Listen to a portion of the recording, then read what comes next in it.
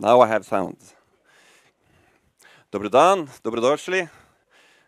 Good afternoon, and welcome to our afternoon's event about Serbia, where we're very honored to have the Prime Minister of Serbia visiting us, Ana Brnabić. I'm realizing I'm going to dry my mouth already, so I'll have some water stealing from you.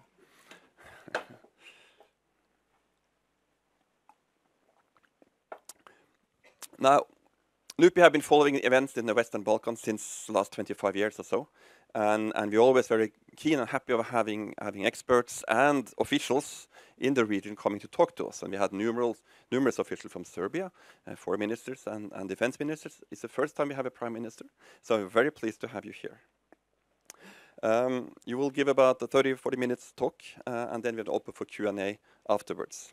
But let me say a few words of introduction who you are, because you are a rather new name to even those who have followed the region quite a lot over the last few years. So you have been Prime Minister since June this year in Serbia. But before that, you were the Minister of Public Administration and Local Self-Government from 2016. You have an MBA from University of Hull, UK, and also been working with lots of international organizations and institutions. You also have a number of other positions in, like, for instance, the President of the Council of Innovative Entrepreneurship, if I got it right, and a few other important positions in the government of Serbia.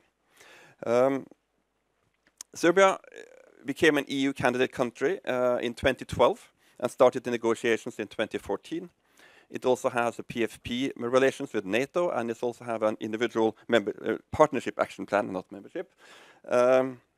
And of course, Serbia, as you know, has been reforming ever since the fall of Milosevic and trying to democratize and adapt.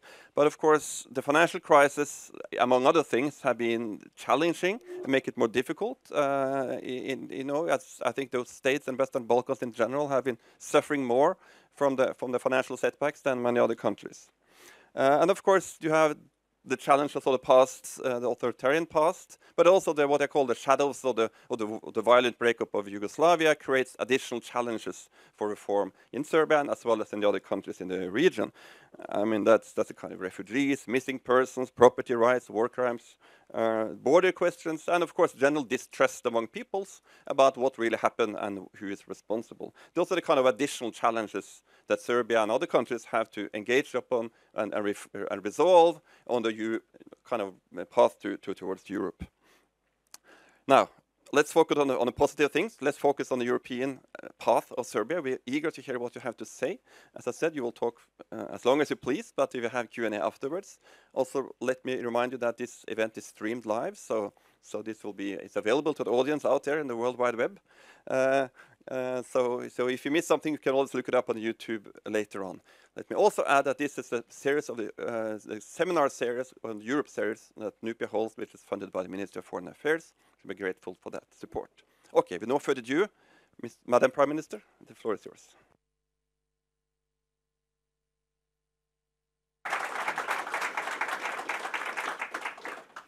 Thank you very much. First and foremost, glad to be here, and thank you for the invitation, which I gladly accepted. I enjoy having the opportunity to talk about Serbia and also to promote the outlook for the region, which is, I think, interesting more than ever. It's certainly a positive momentum for the region. That's where I would start from. I will try to be brief, perhaps briefer than 30 minutes, to allow for more time for questions. I guess that's going to be more important for you. But I'll start with exactly that, the positive momentum for the region. I think region has been really focused on the EU integration. With more or less success. But what has been really bothering the entire region is that after a very challenging year for Europe, 2017, after Brexit, we had obviously Europe focusing on its own internal issues and a number of important elections this year, obviously the ones in Austria, the ones in Germany, Netherlands, you know, the Europe has, I think, ended 2017, I think, in a positive note. After Brexit, there has been, again, a renewed strong commitment, I would say, towards the United Europe and the European Union. And then there is also a clear signal which was missing for a while for the Western Balkans, and obviously because Europe was focused on its own issues, there's a clear signal in the Juncker's State of the Union speech that actually Europe is open for new members, and the timeline is probably 2025, and Serbia and Montenegro identified as frontrunners. Even just last week, there's been again reconfirmation of this, and also saying that perhaps 2025 is a deadline that we have in mind, but it can perhaps even be sooner than that. And so this is something that, together with the Berlin process, which was initiated in order to strengthen the entire region and then to promote regional cooperation, regional stability, regional economic area, the connectivity agenda, the youth cooperation, that actually not only that Serbia and Montenegro have been identified as the frontrunners, which as the Prime Minister of Serbia I'm particularly proud of and glad for, but that the whole region is basically the place of the entire region is in the EU. So it's a positive momentum. I was just in Brussels last week, had a fantastic meetings with the High Representative, Ms. Mogherini, who is very deeply and honestly dedicated to regional cooperation and integration of the West Balkans into the EU, and also Commissioner for Neighborhood Policy, Commissioner Hahn, to basically discuss how we can move forward as fast as possible. And Serbia is deeply committed to utilizing this momentum, but we also keep saying that we are very, very interested into regional cooperation and deeply committed to making the region more stable, more predictable, and better connected. And obviously, it's important because of the stability of the region. But it's not only something that philanthropically Serbia wants to do. Obviously, we have our own pragmatic interests in that. 3 to 4 years ago, Serbia looked very differently than it looks today. Economically, we were extremely challenged. As the World Bank said, we were basically 3 months away from bankruptcy. It was a very difficult economic situation. Serbia really suffered from the global economic crisis. We did not really we did not find a way to even utilize some of the opportunities that we had from the global economic crisis, and perhaps try to attract more investors. But we actually suffered even more than was predicted at the time. So we were 3 months away from bankruptcy.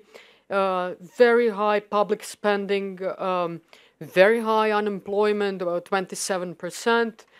And the government of my predecessor, current President Vučić, found itself in a situation where we had to focus completely on regaining or gaining after a long while macroeconomic and fiscal stability.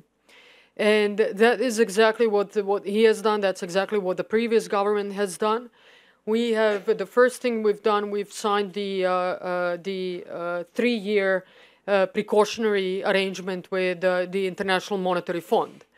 And with the arrangement of IMF, we basically started the very difficult fiscal consolidation measures, very unpopular, politically unpopular fiscal consolidation measures.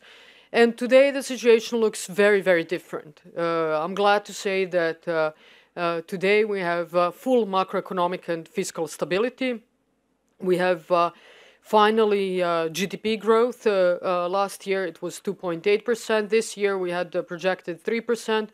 It's probably going to be less than that, but this is down to mostly weather conditions that the government could not really impact. And all the analysis say that if we did not have that harsh of a summer, which really negatively impacted agriculture, but also the energy sector in terms of hydro potentials, that we would achieve this 3% growth.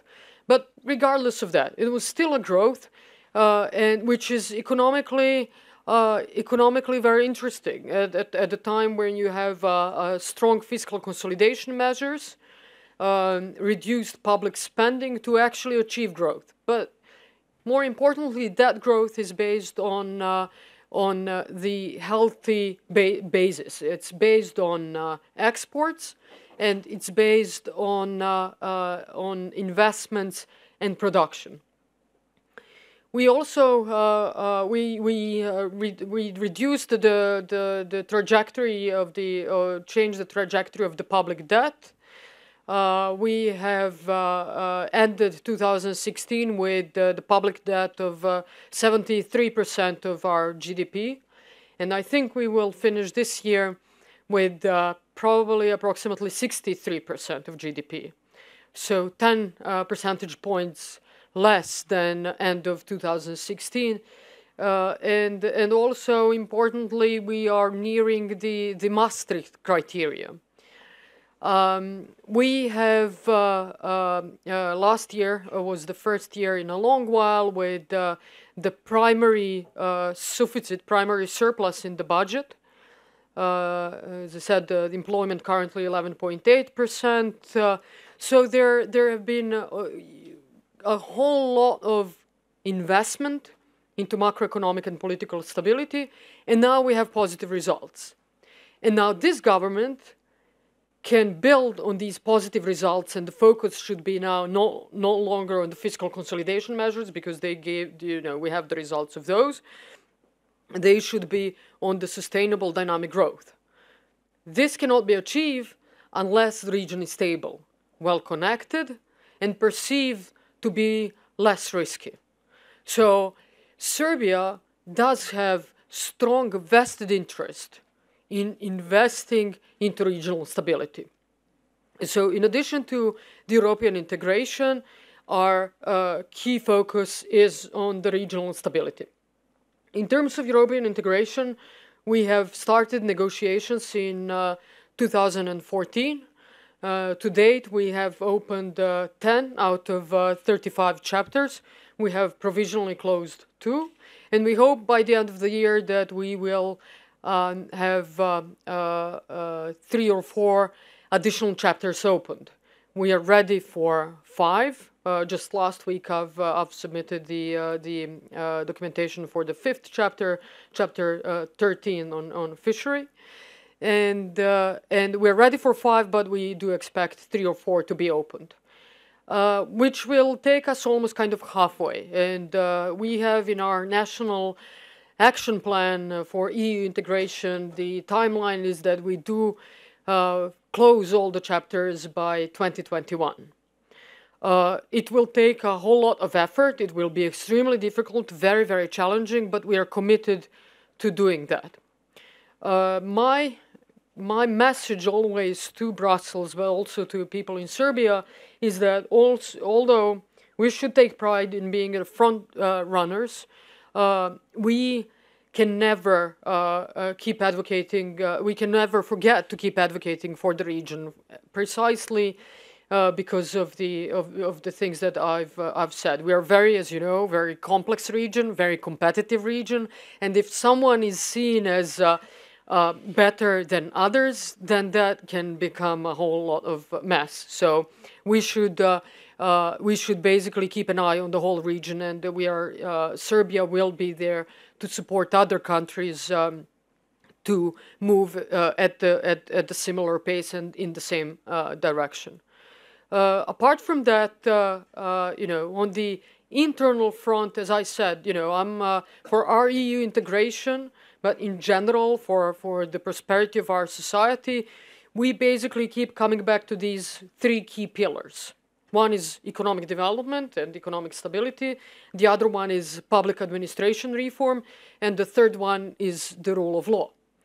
Now, we've done the most for the past 3 years in the first one, in the economic development thing and the economic stability, just because we were forced to do the most in this one. And fortunately, also, I believe that probably that one is the most important also, because when people have jobs, then they are, they're less involved into politics, less involved into who has done what in the past, more looking towards the future. They have their own career prospects, they have prospects for their families, and that is basically what is contributing to building more tolerant region. So that's the one that we've done the most.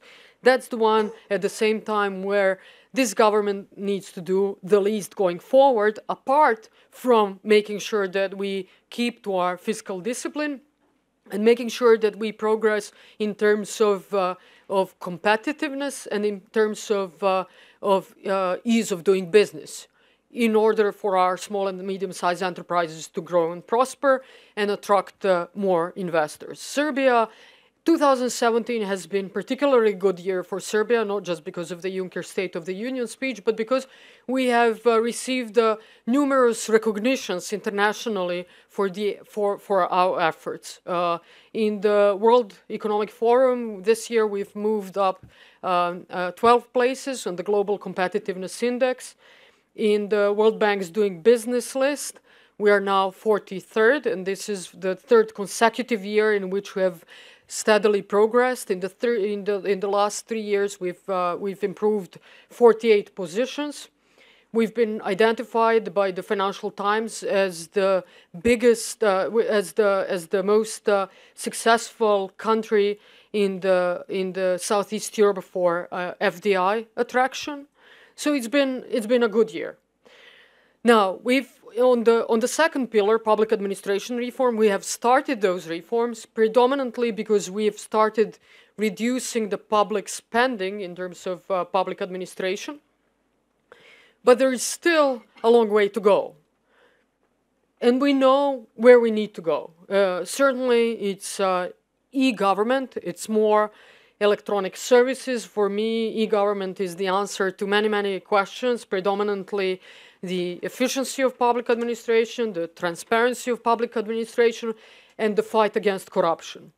For example, in the construction permitting process was something that was the worst in Serbia. It was really difficult to get construction permit. It was the process that was inherently very corrupt.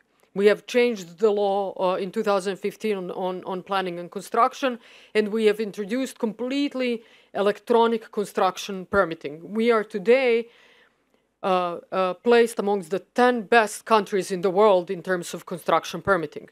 E-government. No more corruption, it's transparent, it's fast, you exactly know where you are in the process, you can follow your process, and this is something that we want to replicate in all other sectors. And we are also building the National Academy for Civil Service in order to make sure that we have continuous education of public servants, not only on the republic level, but more importantly on the local level, on the level of the local governments. We usually have people who are coming to run the local governments as mayor or municipal presidents who haven't been really in the politics. So you have 6 to 8 months of their learning process of basically, what is the authority of local governments? Is the local economic development part of the job of the mayor or part of the national government? Things like that. Basic things that, if you're lucky, the learning process will last for 6 to 8 months. If you're less lucky, it will take a year. Then you have a year of the actual work of the local administration. And unfortunately, you don't have extraordinary parliamentary elections. But if you do, then you have less time. And all the citizens and all the businesses are going with us through that learning curve. So with the National Academy, we want to basically provide this kind of continuous education, and people, both the ministers, but the mayors and municipal presidents it will be mandatory for them to go to the academy and basically teach the most important, the basic things, so that whatever we are doing today is sustainable and is continued in the future without this learning curve. So that's public administration. And the rule of law. The rule of law, honestly, the least has been done for several reasons. One is that we've invested mostly in this first pillar, economic development. Focused on that, did not have time, capacity, or the resources to focus on everything at the same time. Certainly something that needs to remain the key focus in the months and years ahead of us. Secondly, because the governments prior to 2012 tried to do this comprehensive reform of the judiciary, which turned out to be a real mess and was declared unconstitutional.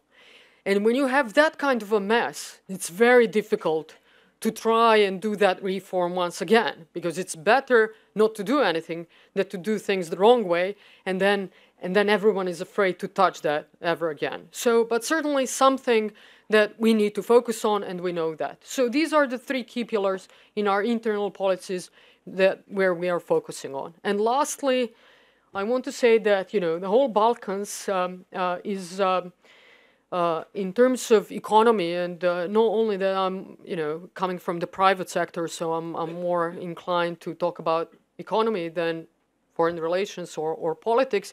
I also strongly believe that the economy should lead the way and that the politics should follow. And we've seen that in the Balkans. I have here with me the president of the Serbian Chamber of Commerce. He's also currently the president of the Chamber Investment Forum, which is basically the regional chamber of commerce which we established as part of the Berlin process in the last summit.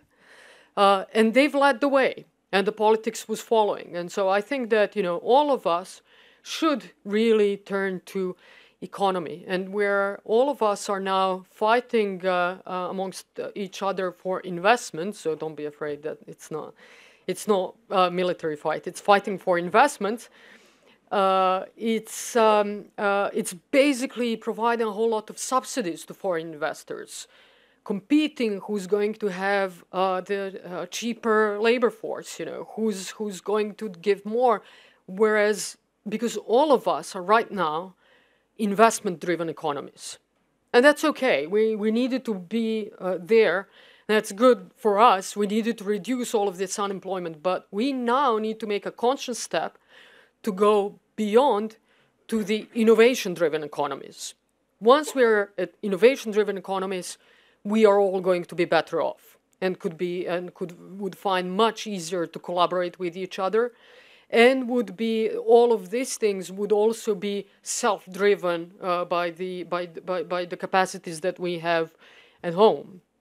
And so the two key priorities in terms of internal politics for me are digitalization and educational reform, because I think that's the way for us to go forward. So thank you very much, and I'm open for questions, obviously.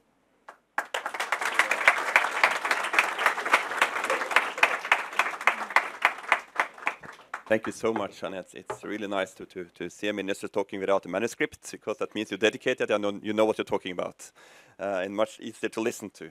I am sure there are lots of questions out there. I have a few questions I want to kick off with, and I will start off with something which is a little bit of what you talked about, but I think we just have to you know, we have to do it because somebody will ask about it anyway. We had the verdict of Mladic yesterday.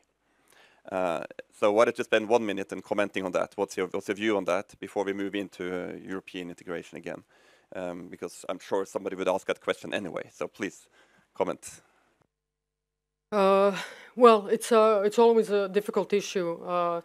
I think for the first and foremost, you could see that no one in Serbia was very surprised. I think that's something that everyone expected. So there were no real, in any way, shape, or form, extreme reactions to that verdict. I'm not going into the verdict itself. I hope it will bring some closure to everyone and will mean that, another chapter of our unfortunate past is closed and we can turn to the future.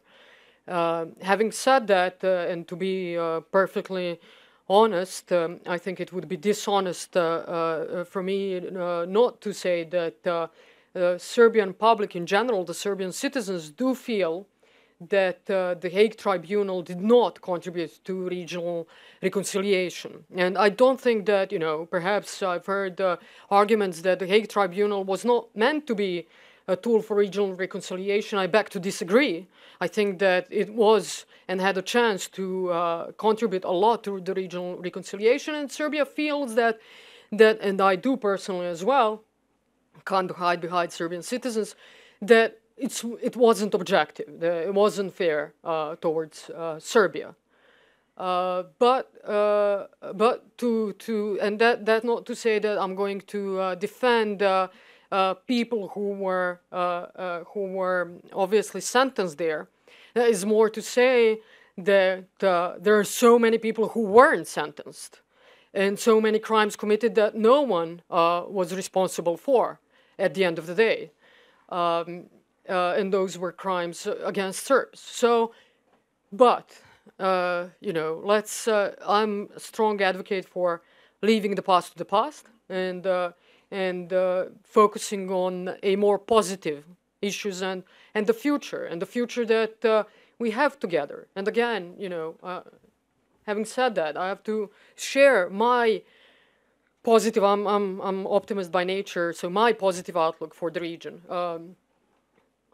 We have President Vučić is someone who I've joined the government last year because I felt he's someone who's a brave and responsible politician and has made a whole lot of unpopular decisions which were important for Serbia, both politically and economically.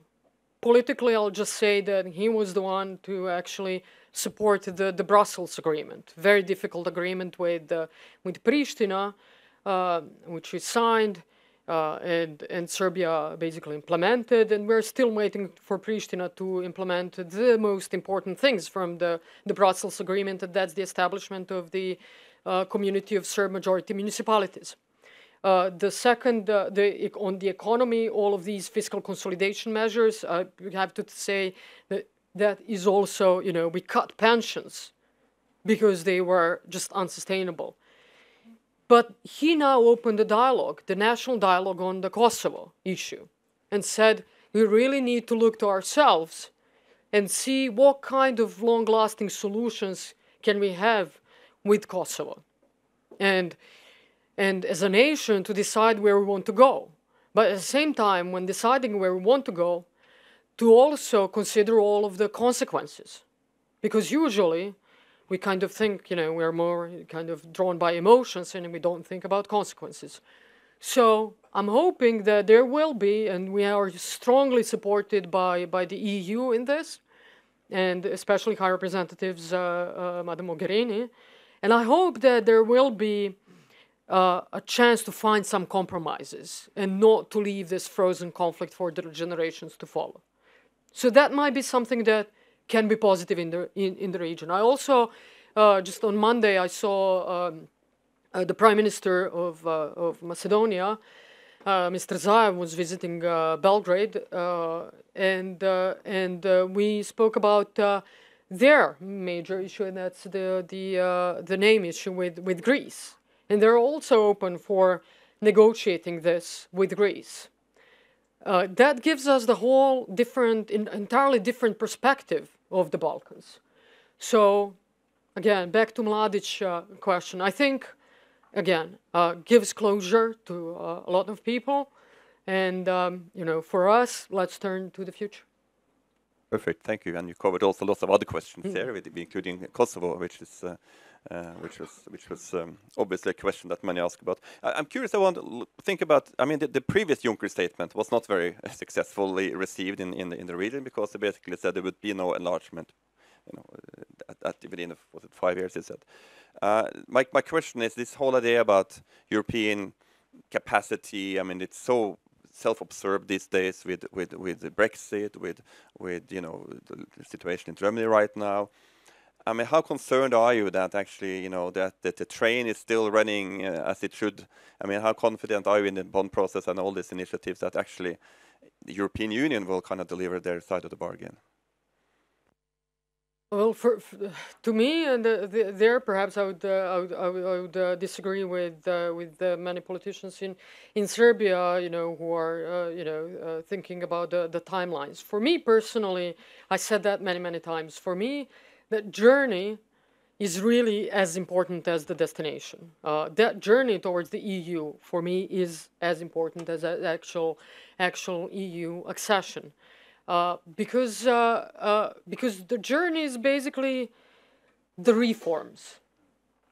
Once you are done with the reforms, if you can ever, in this fast-changing world, if you can ever be done with the reforms, but once you're ready to become a member of the EU, then you can reap many other benefits as a country and your citizens of that.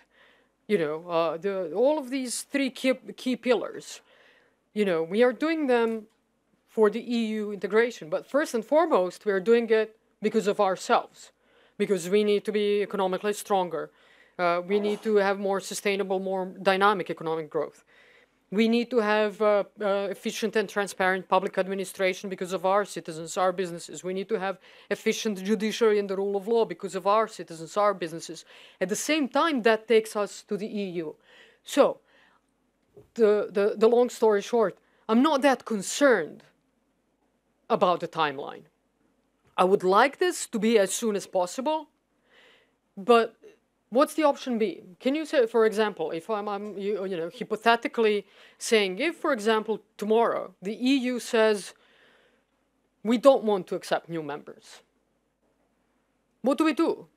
Do we stop the reforms? Do we stop working on the economic development, public administration, rule of law? No, we continue in exactly the same way, as fast as we can, so that our society becomes better. So for me, you know, the EU integration is the end result of a difficult and challenging process. It's a no-brainer for me. It's fantastic to have these positive messages from the EU. We would do this regardless. Even some countries out there who are not members of EU who still have a recent functioning society. I don't advocate that solution, though, personally. Let me though, we are in an academic situation here, it's an academic setting, and so let me have another challenging question for you. The relationship with Russia. As the way we see it, you know, the conflict, whatever word you want to use, the relationship we have with Russia these days is very much based on values. We champion a world where states can choose if they want to be members of EU or not, or NATO or not, and basically freedom of choice. And we champion a world of democracy and rule of law. And to my knowledge, Serbia does the same. But the way we read Russia these days is that it's championing a world where big powers can bully the smaller ones. Excuse my language, but it's a kind of spheres of influence kind of politics. And we know also that democracy and rule of law is not very well, working very well in Russia. So this balancing act that Serbia is doing between the West and Russia, as it were, how long can that continue? Yes, a very good question. And again, the one I've been often asked. So I know the answer. It's not I wouldn't say it's a balancing act. I don't think that Serbia is balancing at all. Serbia is very clear and very honest about its policies. Firstly, it's the EU. And when you say, whether it's EU or not EU or NATO or not NATO, it's the EU and it's not NATO. We are remaining military neutral. But we have very good cooperation, excellent cooperation with NATO through the Partnership for Peace. So with the EU in mind, we are trying to get to have as many friends as possible, because that's important for our economic development. We need investors from all over. We have free trade agreements, and one of the most important free trade agreements is also with Russia, and that's important for us. Now, Russia, but that includes Russia, but it also includes China. It includes United Arab Emirates, with which we have very, very strong relationship, and which are one of the most important investors currently in Serbia. It involves also India. So we try to look for the partners and basis for growth from different parts of the world. On the exact, again, balancing policy, we have a very close relationship with Russia. It's normal. That relationship comes from tradition. It comes from the history. Comes from religion. It also comes from the economy and economy with the free trade agreement and energy sector, also in particular. So I think that it's a very clear relationship that at the same time doesn't mean that it endangers in any way EU or our European path, or that we are balancing. On the economy and trade, 65% of our trade and economy is with the EU and EU countries. We have, in terms of military cooperation, bilateral cooperation with the US, cooperation with NATO through Partnership for Peace, cooperation with the Russian Federation, and to be perfectly honest, number one in terms of, I've shown this number earlier in the meetings, because that is also part of the perception. I also gave this number when I had a lecture at the Foreign Affairs Committee in the EU, in the European Parliament. Again, the biggest number of joint military activities is with NATO through Partnership for Peace, then bilaterally with the United States, and only then with Russia, 38 this year. I think it was 138 with NATO. So these are, I think that these are the things that show that Serbia is open and honest about where it's going and what it does, and also, I mean, again, people keep forgetting that a lot of, or most of all, EU members have fantastic cooperation with Russia. It's not that much in the focus. I remember it was funny to me when our president the last time visited Moscow. He had the meetings with President Putin, I think, in the afternoon, and before him, German Sigmar Gabriel, Minister of Foreign Affairs, had meetings. And everyone, after our president's meeting, everyone was like, you see, again, you have meetings with Moscow, you are visiting Russia. And he said, but how come no one asked that Gabriel? He had a meeting before me here in Moscow. So I think that, again, I don't think that cooperation, that relationship is any different than any other country. Okay, thank you. Let's open for question from the audience, shall we? So if you please raise your hand. I already got Ambassador Moricic from Croatia over there, and you'll get the microphone. And I was about to say, please introduce yourself, but I already did so, but you're welcome to do it again if you want, sir. Hello everybody, Prime Minister Brnabić, dobrodošli u Oslo, drago mi je da vas možemo ovdje slušati. Allow me to say a few words in a language we both understand. Moram reći da slušajući vas i izazove koje Srbija sada upoznaje, tek ja bih rekao da malo me podsjeća na vremena koja smo mi nedavno prošli, tako da potpuno razumijem. I will continue in English. First of all, congratulations for your appointment. It's a difficult period for Serbia, so it will take a lot of energy and courage, so the best of luck to you personally and to the government.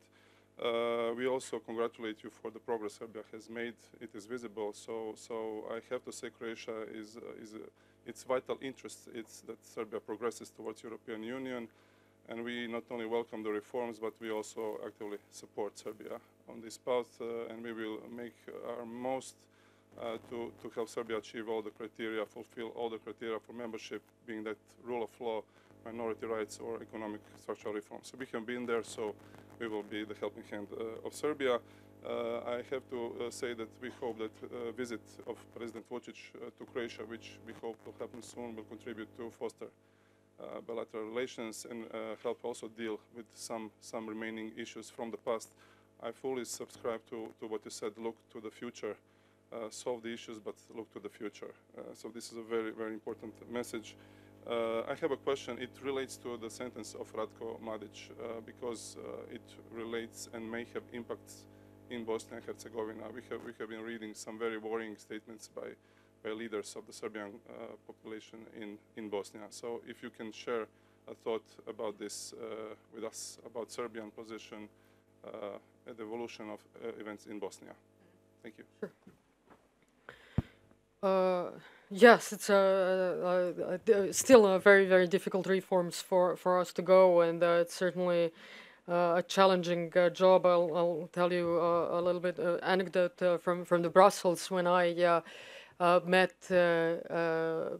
President Juncker in the meeting. It was just I was just standing the first 100 days of the government. I told him, it's been very challenging. It's an interesting job. I'm just ending my first 100 years in the government. That's how it feels. So it's now we're nearing the first 200 years of the government. But thank you for Bosnia and Republika Srpska. Obviously, complex situation. But firstly, I need to reiterate that Serbia has always been saying that we are one of the guarantors of the Dayton Agreement, and that we support unified Bosnia and Herzegovina. The first visit of President Vučić was to Sarajevo, as again a clear signal of our regional cooperation and commitment, and also on Tuesday the cabinet of the President Vučić issued a statement saying that we do not support any partitioning of Bosnia and Herzegovina, and that there is no question about that. We keep close to Republika Srpska, and that's normal. But again, our interest is stable and unified Bosnia and Herzegovina. On the Serbian involvement in the policies and politics of Republika Srpska, we try to stay away because that's the internal matter of Bosnia and Herzegovina. But on the other hand, you have that the EU and sometimes other US or other key players have sometimes a little bit also that happens to Serbia, happens to others as well, a little bit of a schizophrenic politics, saying stay away from Republika Srpska and do not communicate with Mr. Dodik. It's internal matter of Bosnia and Herzegovina, and when something looks unstable, then they call Belgrade to go and interfere and talk to Dodik. So so it's either stay away or keep close communication. I think that Serbia is playing a constructive role, and for us, and I'll repeat this here also, very openly, unified Bosnia and Herzegovina in the borders that it has today is in the best interest of Serbia. Thank you. Now, next question was the gentleman there with the shirt. Yeah. Please introduce yourself. Thank you.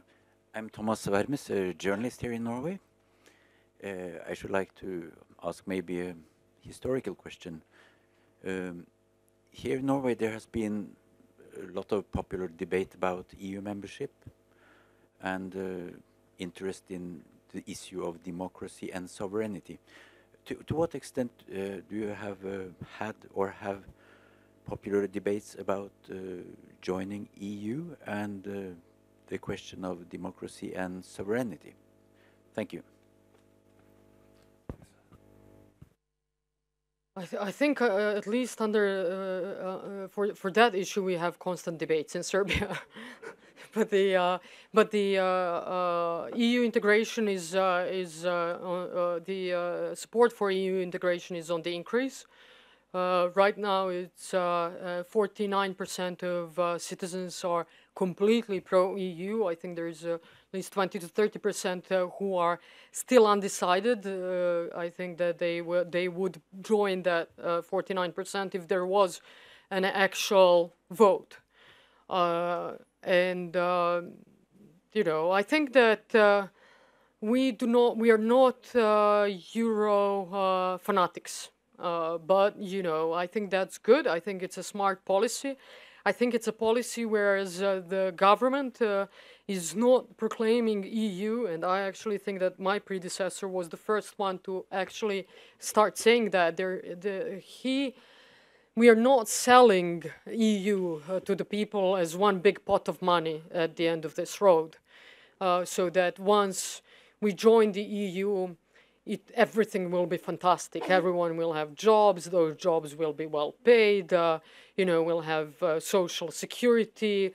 It's all going to be nice. And then some of the countries actually pitched the EU in that way. And then you join, and then your citizens get disappointed. And I think for us, we've always been consistently saying that the betterment needs to come from us, and that nothing major will change unless we change once we join the EU. Doesn't mean that we'll have more jobs. It doesn't mean that these jobs will be better paid. It doesn't mean you'll have a much better infrastructure. That all needs to come from us. But the EU is, you know, a system, a family of nations which share the same values, first and foremost, and the same standards. And that's what we want to become. We want to be part of the world that shares that kind of values, those kind of standards, and we feel that we are part of Europe. So it's a natural place to be. Thank you. So there was a gray shirt there, the glasses.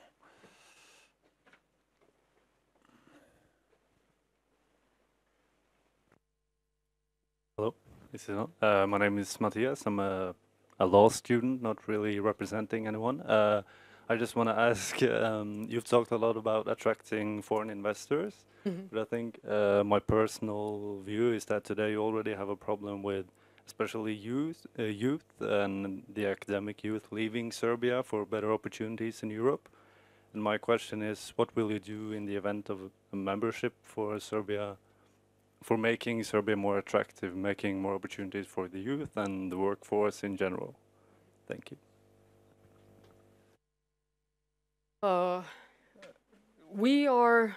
That's why this government, my own personal, this government's primary focus is digitalization and education, because I think we need to go back to providing better opportunities for youth. But not only that. I mean, you know, we have a very, very vibrant startup community in Serbia. Fantastic innovation companies established by young people. And that's the most dynamic, recording the biggest growth in our economy. In terms of, for example, IT sector is growing at a rate of 10%, mostly from the youth companies, startup companies, innovation companies. And that, I would say, completely honestly, despite the government. So we did not do anything to help them. You know, that was, you know, if anything, we kind of tried to prevent that growth with, you know, but so we've now learned, and we know that we need to work with them, because if we do, can you imagine with 10% growth without any support, but with some hindrance, they would do wonders, and that's why that's my key priority. In Serbia, for example, we have in 2015 we have opened Science and Technology Park, fantastic place. I'm always so proud and happy when I go and visit. We there have more than 60 companies there, mostly startup innovation companies, employing more than 400 people, mostly young engineers, but also lawyers, marketing people and stuff. And currently they have a turnover of about 10 million euros, these companies. We are, last year we have started construction of another science and technology park in Vojvodina, and I just last week signed the agreement with the contract with the European Investment Bank to start building a science and technology park in the south of Serbia. With that, we are also investing much more money into the innovation fund, so they have more grants, we are that is basically we are investing also a lot into research and development and institutes, so that these young people will stay in Serbia. We've seen some of the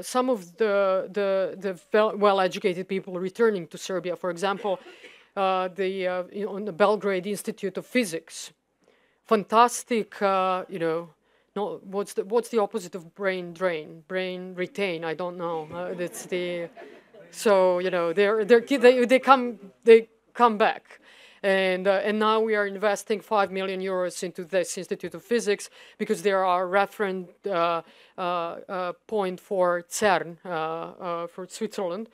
And they want to, if they can, they want to stay at home, but they want to be able to actually do the job that they were educated for, and also, have have the same conditions as they would have anywhere to do their job and their research and development. We have fantastic company. I'll just say, we have for some reason. We have fantastic video gaming industry, sector of video games. Some of the best European video gaming companies are from Serbia. One of the best known ones is Nordeus. They keep coming. People are coming back to Serbia to work for Nordeus. We even have people, foreigners coming to Serbia to work for Nordeus. We have fantastic company called Seven Bridges Genomics for biomedicine and research in medicine, who have been they're based in Belgrade. They've been actually proclaimed as one of the 50th, one of the top 50 smartest companies in the world. So we work with them, and also with Telenor. We worked with them to last year establish the organization called Digital Serbia, and now we're listening to them about what the government needs to do to make this more efficient, so people actually stay. I remember visiting Serbia a few years ago, and Telenor was briefing us about the banking things, and we said, when can we get this to Norway? That was before VIPs. So. Ambassador Maricic, you had a comment on this specific topic, right? Yeah. Second question, okay, but then I had to wait a little bit because the others, yeah, because you had two fingers. Okay, our own students, please. Sit here. Hi, thank you. I'm Kira Gallagher. I'm a student here at NUPI. And as you mentioned, it's been a very interesting year for Europe, particularly with Brexit. And I myself come from Ireland, and one thing that was very neglected in the debate surrounding Brexit before the vote was what will be the effect on the border on our island. So my question is, firstly, as a country who has, as the Prime Minister of a country who's dealing with its own scars from an ethnic war that happened and peace that happened in the same timeline as Northern Ireland, what advice would you have for the people there? And secondly, as a guarantor of the Dayton Accords, what advice would you have for the guarantors of the Good Friday Agreement when we're facing this possible destabilization? Thank you. Excellent questions. Yeah. Thank you so much for asking me for the advice. It's great to be representing Serbia or perhaps any country in the Balkans, and someone actually asks you for advice. We usually ask other people for advices. You're becoming security exporter. Yes. Good. I actually, Good 3 news. weeks ago, I was in Morocco. I opened the World Policy Conference with Edi Rama, Prime Minister of Albania, and the opening was actually to show to everyone else that we can have very serious open issues, namely, Kosovo, but that we can still talk and cooperate. So it was nice to actually be taken as a positive example. I enjoyed that very much. And listen, for me, again, and my colleague Marco can say something about this. Whenever it's very difficult in terms of politics, the businesses should lead, and then politicians will follow. That to me is I've seen that also happening with us. I've seen that happening in Kosovo. When Serbia, and for obvious reasons, is preventing Kosovo for entering any kind of international organizations. But Marco here helped establish the Kosovo Chamber of Commerce, and not only that, they actually went to the European Chamber of Commerce and took the Kosovo Chamber of Commerce with them, and recommended Kosovo Chamber of Commerce to become member of the European Chamber of Commerce. And so that was the first instance where we actually wanted, we said, we think they should be members. And then that gets a little bit easier. And so the same is, I think the same is with the rest of the countries where politicians have a problem to talk. Then you let business people, and then they force you to talk, and then you can say, as politicians, you can say, well, I was forced to talk to Croatia or Bosnia or Kosovo, so you have alibi. Just if I may comment also on that, we would cooperate with some of the civil sector, like the Belgrade Center for Security Policy. And I remember after Arab Spring, when it was still optimism, they were invited there to talk to civil society and teach them how they have been working throughout the Milosevic years and afterwards in help, building a strong civil society. So I think Serbia already have been exporting this experience, to other parts of the world. Now, Arab Spring, of course, didn't go as well as you hoped for, but nonetheless, there's some knowledge there. Like, we have a couple of other questions, and I not forgot new ambassador, but Tone Rand first. Madam Prime Minister, my name is Tone Rand. I have experience from 4 European institutions, and I'm most interested in European integration. Thank you very much for your really very interesting presentation and clear answers. I would appreciate having your views on, you can say, the challenge of Serbia being a neutral country and the tendencies within the European Union to closer cooperation within security and defense policy. How do you view the future? Thank you. I think that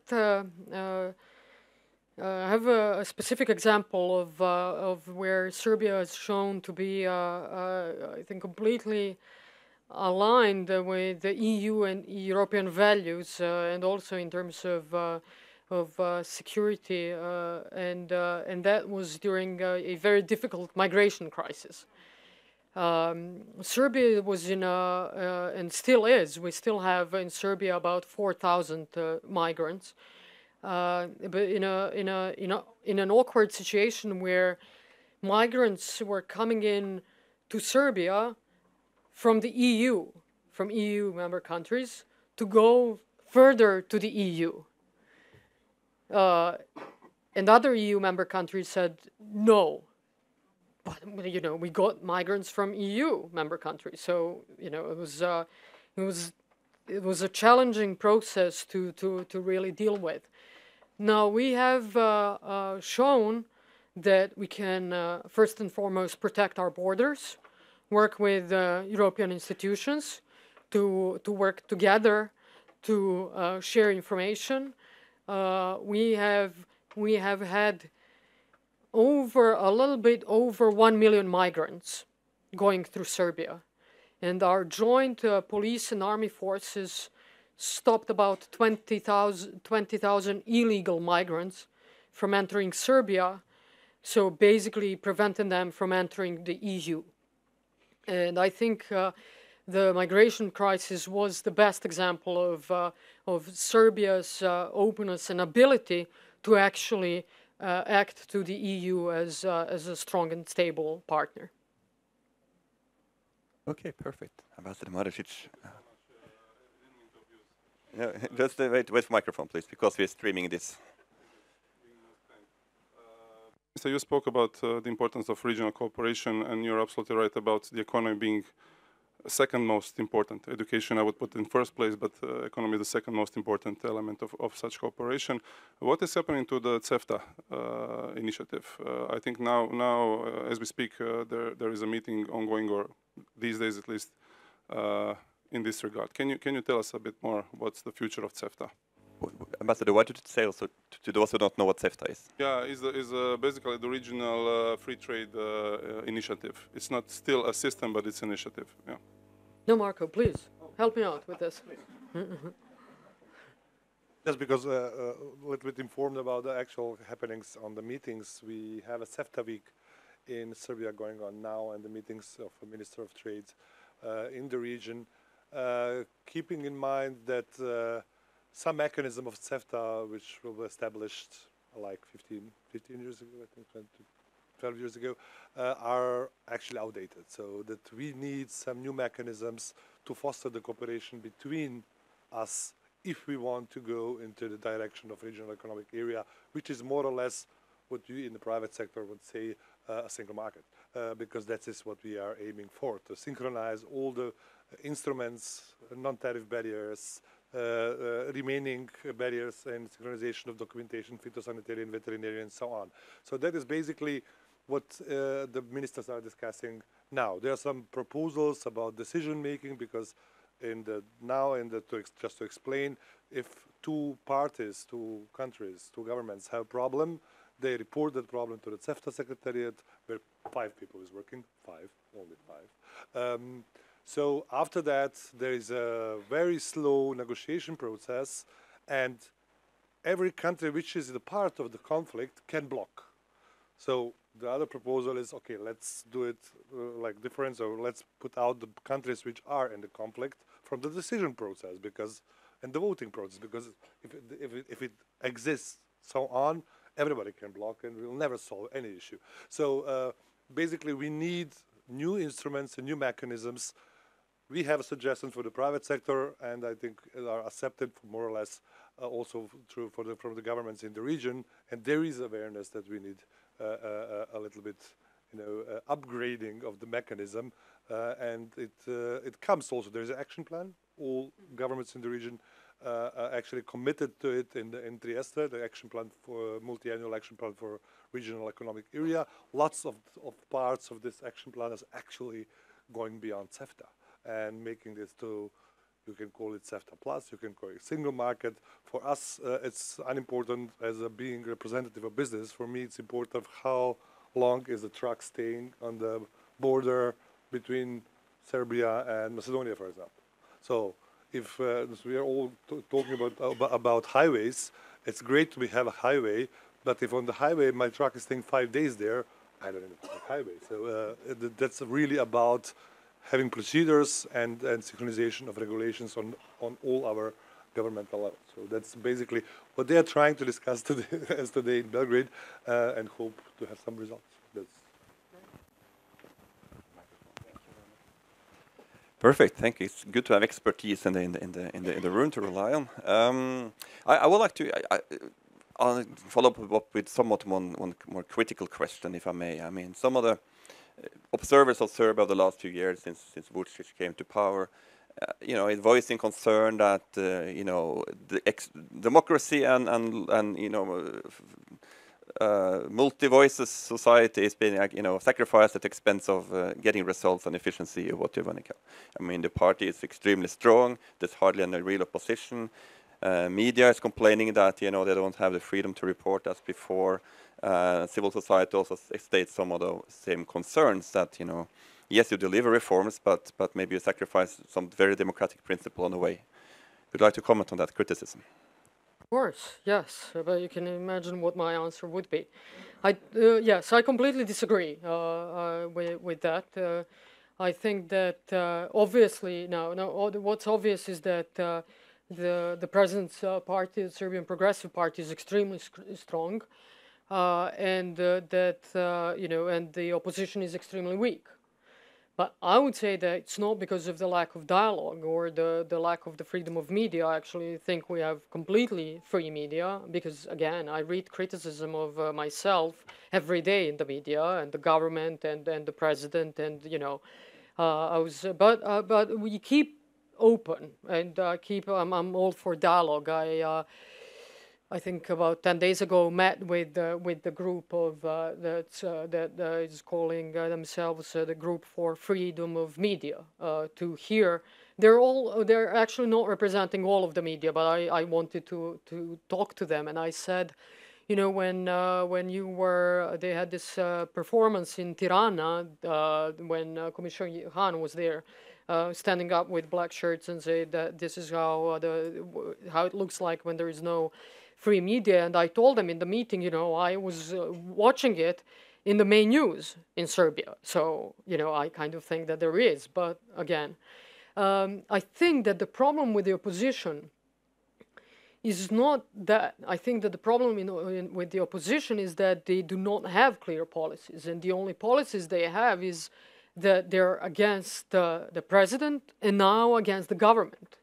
So even those the so-called pro-democratic parties, like Democratic Party and all other parties that came out of the Democratic Party, are almost against the EU because we are successful in the EU integration, just because it's the president's success.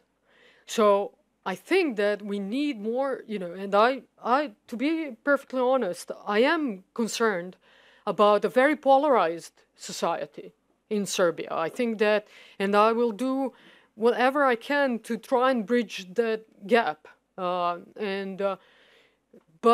they need to be a more credible, more constructive opposition, and then they'll get more votes.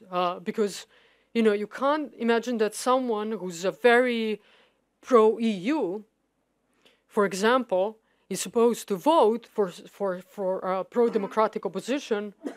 For example, a presidential candidate, when that candidate says, well, President Vučić, at the time Prime Minister Vučić, sold Kosovo because he signed the Brussels Agreement. That is completely schizophrenic. You are either pro-EU and the EU value and you say that there are things that were done right and were brave enough to do and commend people for that. Well done. This is what you didn't do right, and this is how we could do it better.